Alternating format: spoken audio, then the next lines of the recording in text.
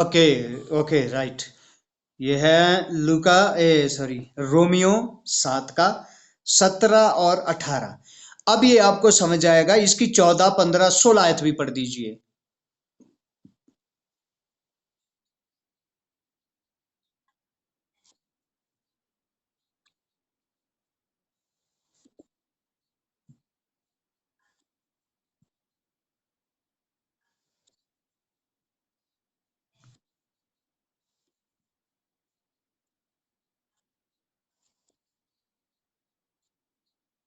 Okay right okay okay thank you.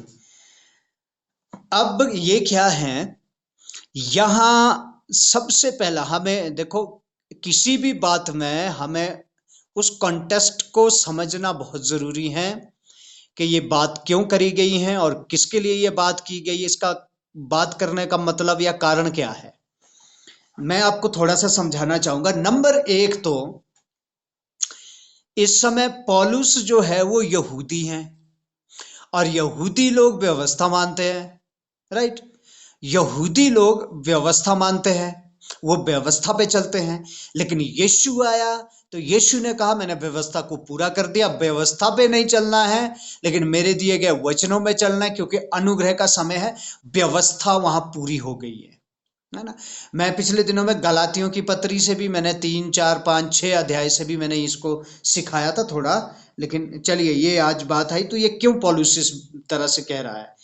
अब जब पौलुस, यदि प्रेरितों के काम पढ़ेंगे ना आप, तो प्रेरितों के काम में 5 अध्याय पढ़िए आप, 6 अध्याय, 7 अध्याय, और उसके बाद आप 11 अध्याय, 9 अध्याय में 9 में जी, 9 में पौलुस का चुना जाना है।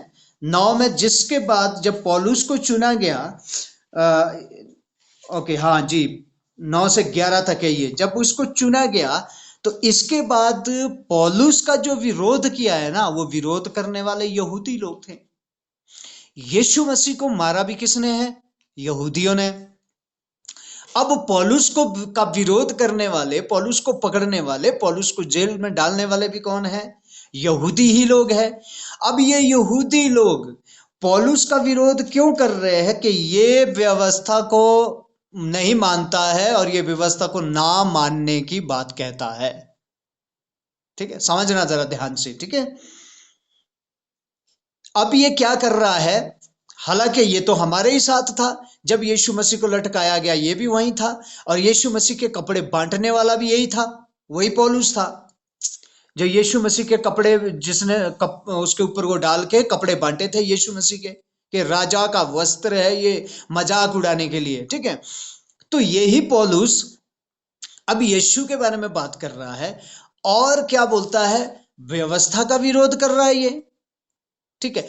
अब ये जो पत्री लिखी जा रही है ये रोम की कलीसिया के लिए लिखी जा रही है। और मैं बताऊं, ये जो शिक्षा में जो मिलावट है ये अभी से नहीं है प्रभु के लोगों, ये कलीसिया के शुरुआती दौर से है। जैसे ही कलीसिया शुरू हुई थी तभी से शिक्षा में मिलावट आ गई थी, क्योंकि बहुत सारे यहूदी मत वाले लोग भी कलीसिया में आना शुरू हो गए थे। जिसकी वजह से कि क्या होता था कि वो यहूदी मत वाले कहते थे ठीक है यीशु मसीह की हम प्रार्थना करेंगे लेकिन हम व्यवस्था पे भी चलेंगे, विश्राम दिन मनाएंगे, हम बलिदान करेंगे, हम ये करेंगे वो करेंगे, मंदिर में जाएंगे उसमें भी बलिदान करते रहेंगे। लेकिन यीशु कहता है अब आगे को कोई बलिदान नहीं रहा, क्योंकि सबके पापों के लिए मैं बलिदान हो चुका हूं, आगे को कोई भी बलिदान नहीं रहा। तो ये यहूदी मत वाले जो लोग हैं ये कलीसिया में घुस के डिस्टर्बेशन करते थे। खासकर दो कलीसियाओं में इन्होंने ज्यादा करी हैं, एक रोम की कलीसिया और एक गलातियों की कलीसिया, ठीक है। इन दो कलीसियाओं में उन्होंने ज्यादा डिस्टर्ब किया है, इसलिए इन दोनों कलीसियाओं को पौलुस व्यवस्था के बारे में सिखाता है, राइट। तो अब यहां बात क्या हो रही है, अब यहां बात यह हो रही है कि इसका मतलब क्या है, तू व्यवस्था का विरोध करता है, ठीक है। पौलुस से पूछा क्या जा रहा है, इसका मतलब क्या है, तू व्यवस्था का विरोध करता है, इसका मतलब तू व्यवस्था को नहीं मानता है। हुँ? लेकिन अब जाके व्यवस्था के बारे में पौलुस उनको अच्छे से समझाता है। यदि 7 अध्याय में आप शुरू में आए तो मैं चाहूंगा 7 अध्याय की 2 और 3 आयत पढ़ दीजिए जरा।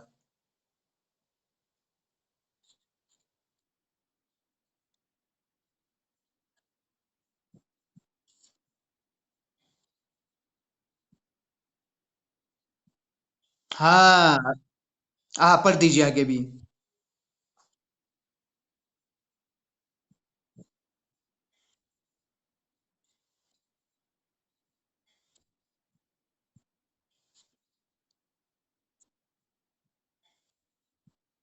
बस, थैंक यू, बस। ठीक है, अभी देखिए यहां पर क्या लिखा है। यहां कहा क्या गया है। अब पॉलुस, क्योंकि उसके पास बड़े सारे प्रश्न आते हैं, अब पॉलुस उनको समझा रहा है, पति पत्नी का एक उदाहरण देके उनको समझा रहा है। समझा कैसे रहा है। पत्नी तब तक उस व्यवस्था में बंधी हुई है जब तक उसका पति जिंदा है। ठीक है। वह अपने पति की है तब तक, और वह किसी दूसरे की नहीं हो सकती। यदि दूसरे की होती है तो अब भय विचारणी कहलाएगी। लेकिन जब पति मर जाए, उसके बाद यदि वो दूसरा विवाह कर ले तो उसके बाद वह भय विचार नहीं गिना जाता। ठीक है। वह दूसरा विवाह कर सकती है, वह भयभिचार नहीं गिना जाता।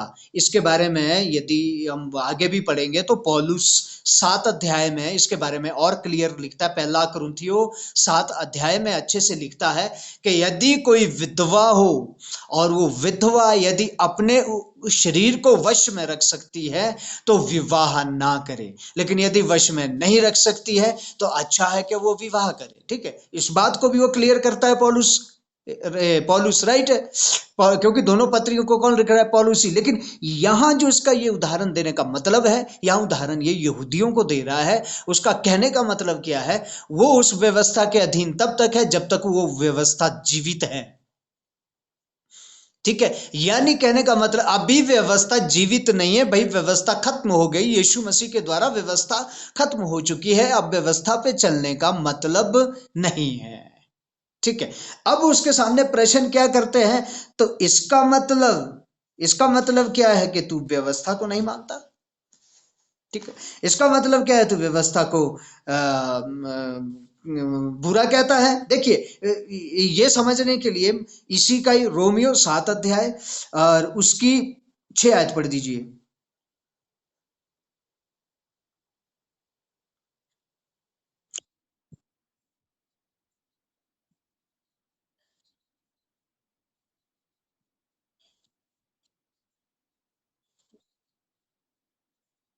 बस।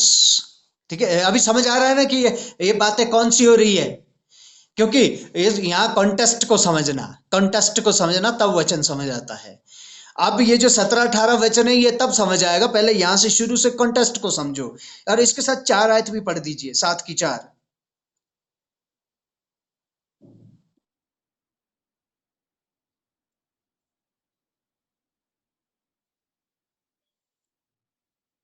हम्म। हाँ, यस, परमेश्वर के लिए फल लाएं। देखिए, बड़ी अच्छी आयत लिखी हुई है। सो हे मेरे भाइयों, तुम भी मसीह की देह के द्वारा व्यवस्था के लिए मरे हुए बन गए, कि उस दूसरे के हो जाओ जो मरे हुओं में से जी उठा है, ताकि हम परमेश्वर के लिए फल लाएं। राइट। अब 6 आयत में क्या लिखा है, परंतु जिसके बंधन में हम थे, उसके लिए मरकर अब व्यवस्था से ऐसे छूट गए हैं कि लेख की पुरानी रीति पर नहीं, वरन आत्मा की नई रीति पर सेवा करते हैं। अब कहने का मतलब उसका क्या है। कहने का इसका मतलब पौलुस का भी क्या है, कि व्यवस्था नहीं रही है भाई अब। ठीक है। रोमी लोगों को क्या कहना चाह रहा है, ये रोम की कलीसिया में जितने यहूदी मत के लोग घुस आए हैं, जो कि साथ साथ में यीशु मसीह के साथ वो व्यवस्था का पालन करने के लिए भी कहते हैं, उस यहूदी मत को इस समय यीशु समझाना क्या चाह रहा है, कि व्यवस्था नहीं रही है, यीशु मसीह के द्वारा व्यवस्था खत्म हो चुकी है। क्योंकि यीशु मसीह के पहले व्यवस्था लोगों को कंट्रोल करती थी, लेकिन यीशु मसीह के आने के बाद पवित्र आत्मा लोगों को कंट्रोल करता है। राइट। अब ठीक है। ओके। अब 7 आयत 20 की पढ़ दीजिए।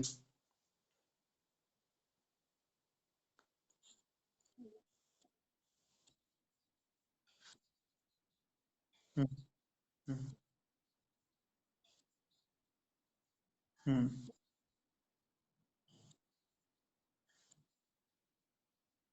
हाँ, समझ आ रहा है। देखो, अब उनको समझा भी रहा है कि मैं व्यवस्था को गलत नहीं कह रहा हूं, कि जो व्यवस्था है वो तो पाप है, ऐसा हो ही नहीं सकता। क्योंकि वही यीशु जो कलवरी क्रूस पर लटका, जिसने हम सब के लिए लहू बहाया, वही यीशु ने तो व्यवस्था दी है। ठीक है, वही यीशु ने तो व्यवस्था दी है। इसीलिए गलातियों की पत्री में साफ लिखा है कि व्यवस्था सिर्फ यीशु मसीह के पास आने तक का रास्ता था। समझ आया? समझ आया ना आपको? व्यवस्था क्या थी? यीशु मसीह के आने तक का रास्ता थी, लेकिन जैसे ही मंजिल आ गई वैसे ही रास्ता खत्म। राइट? जैसे ही मंजिल आ गई वैसे ही रास्ता खत्म। अब व्यवस्था खत्म हो चुकी है। फिर पौलुस उनको कहता है, मैं व्यवस्था को पाप नहीं कहता भाई, क्योंकि व्यवस्था ने अच्छे काम किए। व्यवस्था ने अच्छे काम किए क्या है कि व्यवस्था ने मुझे पाप की पहचान करवा दी, है ना? अब इस जब तक व्यवस्था नहीं थी मैं लालच करता था, लेकिन व्यवस्था में लिखा है कि लालच करना पाप है, तो मुझे पाप की पहचान हो कि अच्छा ये पाप है। अब देखो, थोड़ा सा मैं आपको पीछे ले जाता हूं, उत्पत्ति की किताब में ले जाता हूं। हम पढ़ेंगे नहीं, बस मैं ऐसे ही आपको बताऊंगा, लेकिन आप लोग सुनिए। अभी क्या होता है, व्यवस्था आदम और हवा के समय में नहीं थी। राइट? व्यवस्था आदम और हवा के समय में नहीं थी, क्योंकि जब व्यवस्था आई, मूसा जब व्यवस्था लेके आया, तो व्यवस्था में लिखा था ये तेरी बहन है, ये तेरी चाची है, ये तेरी ताई है, ये तेरे ये है, इनसे तू विवाह नहीं कर सकता। लेकिन जो आदम के बच्चे हुए वो तो भाई बहन थे। समझ आ रहा है? क्योंकि उस समय उम्र कितनी होती थी? 900 साल। कितनी उम्र होती थी? 900 साल। यदि आदम के 40 साल में बेटा हुआ है, तो जब आदम 500 साल का हो गया तो 450 साल का बेटा भी हो गया। अब तब तक उसके भी कितने पुत्र पुत्रियां हो गए, अब उन्हें पता ही नहीं अब कौन है, क्या है, कौन है भाई, कौन है बहन। वो तो 2-3 साल में इतने लोग हो गए कि हद से ज्यादा लोग हो गए। अब यदि उस समय व्यवस्था होती तो वो पाप गिना जाता, लेकिन उस समय व्यवस्था नहीं दी गई। किस लिए नहीं दी गई? आदम हवा को कहा था जाओ और फूलो फलो। ठीक है, रिश्ता करने के लिए कोई और तो पैदा हुआ नहीं था पृथ्वी पे कि जहां अपने बेटों का बेटियों का रिश्ता करते हैं। थोड़ा ध्यान से सुने इस बात को। ठीक है, उन्हीं दो से दुनिया फैली है। और जब परमेश्वर ने देखा कि अब लोग बहुत हो गए, उसके बाद परमेश्वर ने व्यवस्था दी, फिर कहा ये पाप है, और तब वो पाप बन गया। क्लियर? तब वो क्या बन गया है? पाप बन गया है। राइट? अब देखिए, अब यहां इनको समझा क्या रहा है कि व्यवस्था क्या है। भाई मैं व्यवस्था का विरोध नहीं करता हूं, व्यवस्था बड़ी अच्छी है, लेकिन व्यवस्था ये तब तक है जब तक यीशु मसीह नहीं आया था, उसके बाद व्यवस्था खत्म हो चुकी। इसलिए 17-18 आयत में जो, अब मैं डायरेक्ट 17-18 आयत में आ रहा हूं, यहां से 17-18 से आपको समझाता हूं। अब यहां लिखा, तो ऐसी दशा में पाप करने वाला मैं नहीं। अब देखिए, इसका मतलब क्या है? तो ऐसी दशा में उसका करने वाला मैं नहीं, वरन पाप है जो मुझ में बसा हुआ है। अब अपने शरीर से उदाहरण देखो, कहां कहां से उदाहरण दे रहा है पौलुस प्रेरित लोगों को। सुनिए, सबसे पहला विवाह का उदाहरण दिया है ना, विवाह का उदाहरण, पति पत्नी का उदाहरण दिया है, वहां से समझाया है। समझाते समझाते समझाते आगे आ रहा है और व्यवस्था का खंडन भी नहीं कर रहा है, लेकिन इतना समझाना चाह रहा है कि अब व्यवस्था को मानने की आवश्यकता नहीं है। समझ आया? देखो, बड़े अच्छे तरीके से बोल रहा हूं। व्यवस्था का खंडन नहीं कर रहा है कि नहीं तुम्हारी व्यवस्था बुरी है, तुम्हारा व्यवस्था पाप है। ठीक है, वो खंडन नहीं कर रहा है। लेकिन इसीलिए प्रभु के लोगों, जब हम बाहर भी कभी सुसमाचार करते हैं, सुसमाचार सुनाते हैं, जहां जहां लोगों की आस्था है, उनके सामने डायरेक्ट उनको शैतान मत बोले। वो हम तो जानते हैं कि वो कौन है, हम तो जानते हैं ना कि वो क्या है, लेकिन उस समय उसके साथ, उनके साथ उनकी आस्था जुड़ी है। क्या जुड़ी? किसी की आस्था को भी ठेस पहुंचाना बहुत दिक्कत वाली बात होती है। राइट? कई बार हम मसीही लोग यीशु मसीह के लिए मार नहीं खाते, बल्कि दूसरों का विरोध करते हुए मार खाते हैं। है ना? सुसमाचार करते हुए मार नहीं खाते, बल्कि दूसरों का विरोध करते हुए मार। अभी देखिए पौलुस कितना अच्छे से यहां समझा रहा है। अब कहता है, अब यहां उदाहरण क्या दे रहा है? अपने शरीर का। अब वो कहता है मैं चाहता नहीं हूं कि मैं ऐसा करूं, पाप करूं, लेकिन क्या करूं, मेरी देह में भी एक व्यवस्था है। है ना? क्या कहता है? मेरी देह में भी क्या है? मेरी देह में भी एक व्यवस्था है। इस शरीर में भी एक व्यवस्था है। जो व्यवस्था की, इस शरीर की व्यवस्था इस शरीर को अपने अनुसार चलाना चाहती है। वो व्यवस्था क्या है मेरे शरीर में मालूम है? वो व्यवस्था क्या है? बुरा देखना, ऐश मस्ती करना, आनंद करना, लालच करना, नशा करना, डाह करना, झगड़ा करना, निंदा करना, क्रोध करना, विरोध करना, फूट करना, विधर्म करना, अधर्म की व्यवस्था है। समझ पा रहे हैं ना? इस शरीर में क्या व्यवस्था है? अधर्म की। ओके। अधर्म की व्यवस्था है, जो कि ये शरीर मुझे वो उल्टे फुल्टे काम करने के लिए प्रेरित करता है, और लेकिन मैं करना नहीं चाहता वो। ठीक है, मैं करना नहीं चाहता वो काम, लेकिन फिर भी ये शरीर की एक व्यवस्था है जो मुझे प्रोत्साहित करती है। अब बोलता है, इसका मतलब उसको करने वाला मैं नहीं हूं, बल्कि वो पाप है जो शरीर में बसा हुआ है। क्लियर? ओके। इसका मतलब वो करने वाला मैं नहीं हूं, बल्कि वो पाप है जो शरीर में बसा हुआ है। ठीक है, इसी की एक 19 आयत भी पढ़ दीजिए।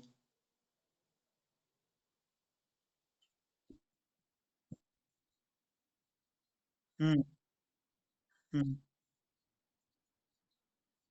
बस देखिए, अब जल्दी, हाँ, ध्यान से और बड़े समझते जाओ। बस 22 आयत भी पढ़ दीजिए।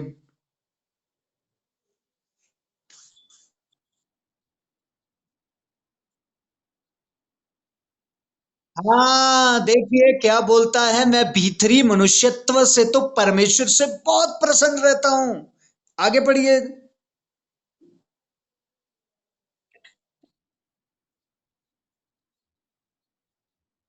हम्म। हाँ।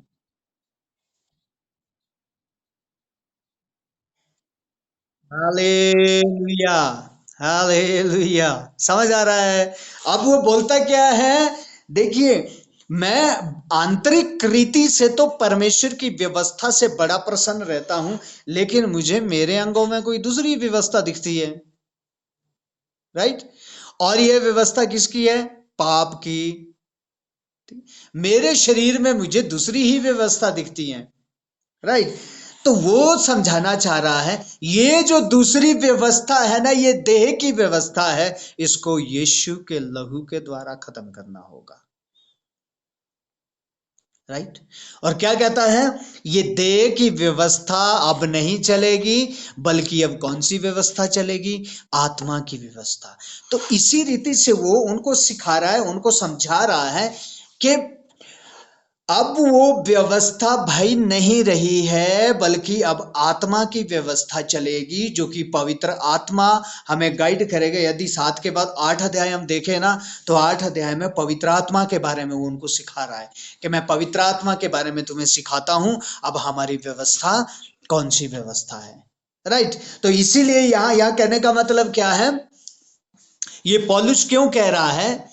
क्योंकि उन व्यवस्था वाले लोगों को उसको समझाना है कि अब व्यवस्था में चलने की कोई जरूरत नहीं है, क्योंकि अब यीशु ने अपनी देह को सूली पर लटकाया, अपना लहू बहाया। इसीलिए अब हमें उसके ऊपर विश्वास करना है।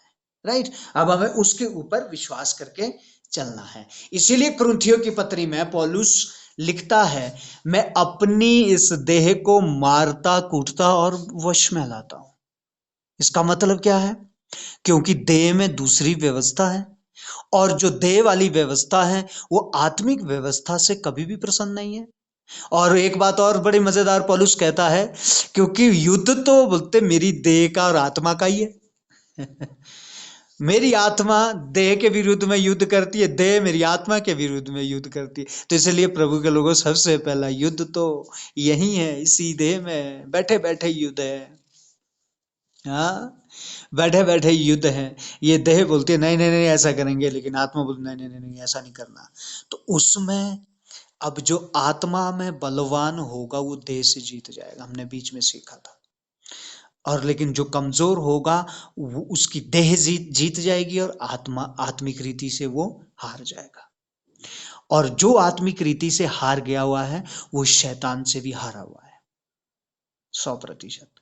जो आत्मिक रीति से हार गया है और जिसकी देह विजयी है वो शैतान के वश में है और वो शैतान से भी हारा हुआ है। हालेलुया। सो प्रभु का धन्यवाद हो। मैं विश्वास करता हूं आपको अच्छे से समझ आया। Right. Okay. Okay. Okay, God bless you.